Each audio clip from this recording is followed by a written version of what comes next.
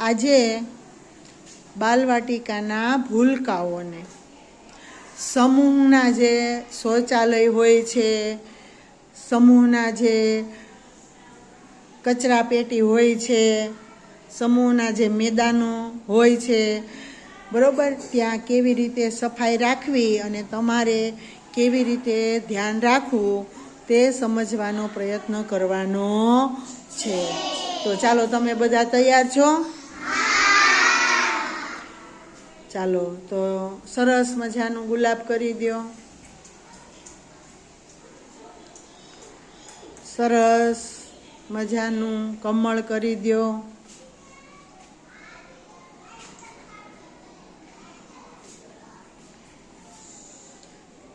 સરસ મજાનું પતંગિયું કરી દો.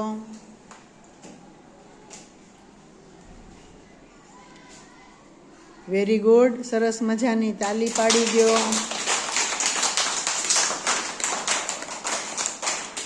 સરસ, શાબાશ. તો હવે હું તમને જે કહું, સમજાવું, તે સમજવાનો પ્રયત્ન કરવાનો છે. ચાલો, તમે રોજે શાળાએ આવો છો અને પછી જ્યારે આપણે અહીંયા સમૂહનું ટોયલેટ છે, એટલે કે શૌચાલય છે, એનો તમે ઉપયોગ કરો છો. જ્યારે તમારે જવું હોય વોશરૂમ, ટોયલેટ, ત્યારે તમે ટીચરની રજા લઈને જાઓ છો ને, બરોબર? તો ત્યાં તમે પછી બાથરૂમ જાઓ, બરોબર, વોશરૂમ જાઓ છો ને, ત્યારે પાણી નાખો છો. પછી ક્યારેક તમારે ટોયલેટ જવું પડે તો પાણી નાખો છો, બરોબર? અને પછી ત્યાં સાબુ અથવા તો હેન્ડ વોશ પડ્યા હોય છે, ત્યારે તમે એનાથી હાથ ધોવો છો? સરસ. તો તમે એનો ઉપયોગ કરો છો, પણ તમે ઉપયોગ કર્યા પછી તમે એમાં પાણી નાખો છો ને ચોખ્ખું કરવા માટે.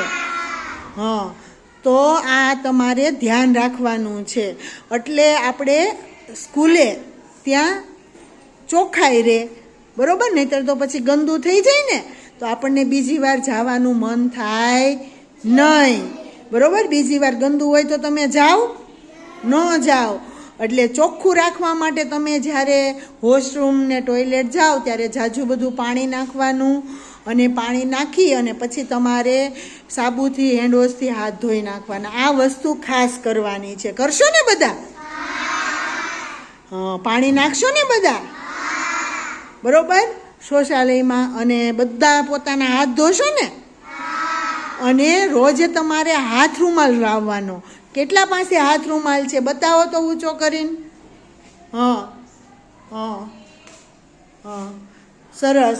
હવે તમારે બધાએ ચોખ્ખો હાથ રૂમાલ લાવવાનો, અને તે જરૂર પડે ને આપણે હાથ લૂછવા માટે, એટલે લાવવાનો છે, બરોબર? આ એટલે તમારા હાથ જ્યારે પાણીવાળા હોય, નાસ્તો કર્યો હોય, બહાર ગયા હોય, બરોબર, ટોયલેટમાં ગયા હોય, પછી તમારા હાથ લૂછવા જોઈએ ને. સરસ, સારું, વેરી ગુડ. નીચે મૂકી દો. બીજું કે આપણું મેદાન છે ત્યાં કચરા પેટી છે બધી.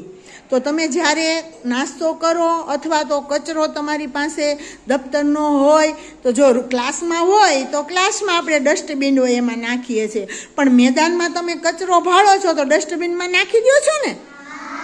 કોઈ કચરો નીચે નથી નાખતા ને?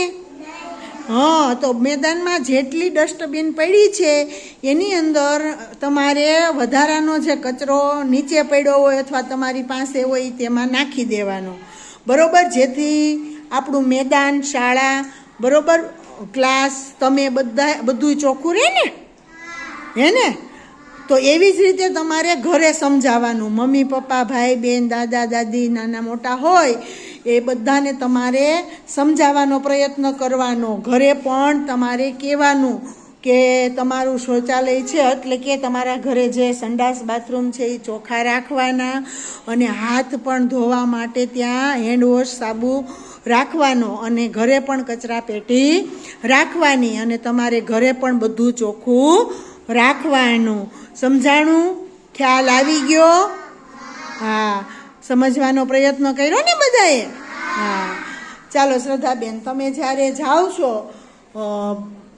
શૌચાલયમાં એટલે કે બાથરૂમ કરવા જાઓ છો બરોબર, વોશરૂમ જાઓ છો ત્યારે તમે પાણી નાખો છો જઈને? હા.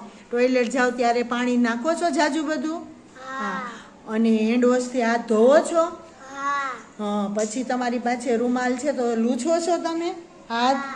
સરસ, ખૂબ સરસ, શાબાશ. આવી જ રીતે શ્રદ્ધાબેનની જેમ બધાએ પણ આ પ્રયત્ન કરવાના છે જેથી આપણે બીમાર ન પડીએ, આપણે ચોખ્ખા રહીએ, તંદુરસ્ત રહીએ. તો તમને બધાને સમજમાં આવ્યું? હા, સરસ. મજા આવી બધાને સમજવાની? સરસ, વેરી ગુડ, શાબાશ. તો ચાલો સરસ મજાની તાલી પાડી દો. ખૂબ સરસ, વેરી ગુડ, શાબાશ.